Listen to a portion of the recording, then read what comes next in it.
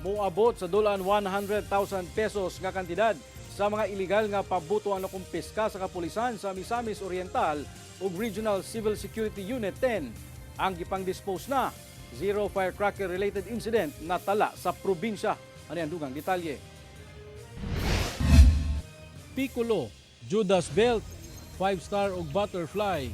Pipila lamang kini sa mga ginakonsiderang iligal nga mga pabuto ang nakumpiska sa kapulisan sa Misamis Oriental sa ilang sunod-sunod na operasyon sa milabayng holiday season. Aduna sa mga pabuto nga gitugutan nga ibaligya apan walay igong permit ang mga retailers o diha kahang walay tarong nga label ang pabuto hinungdan nga gikumpiska gihapon kini sa kapulisan. Kini nga itong ikuan karon anong tawag nito, i-dispose nakuha lang nato sa western parts, Opol, Enitaw, and Manticaw, AOR. Sa laing operasyon sa PNP Regional Civil Security Unit 10, klase-klaseng iligal nga pabuto sab ang ilang nakumpiska nga ginabaligya sa laing-laing lugar sa Northern Mindanao. Lakip sab sa ilang nakuha ang mga improvised PVC pipe cannon o boga, kinsa hingpit nga ginabawal. Sumala sa PNP, dulan 100,000 pesos ang kantidad sa mga nasakmit nga mga iligal nga pabuto.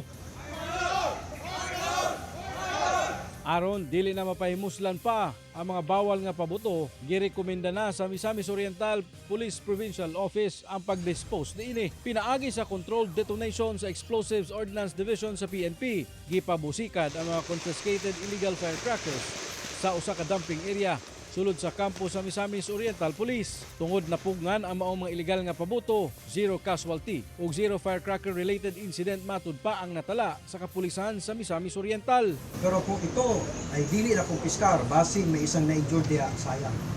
Sayang ang life. Sabi nga yung prayer kanina, we are securing the lives and properties. Yun ang hinaot ng public safety ng DILG. Kauban si Makoy Sempron, James Paulo Yap, 1 Mindanao.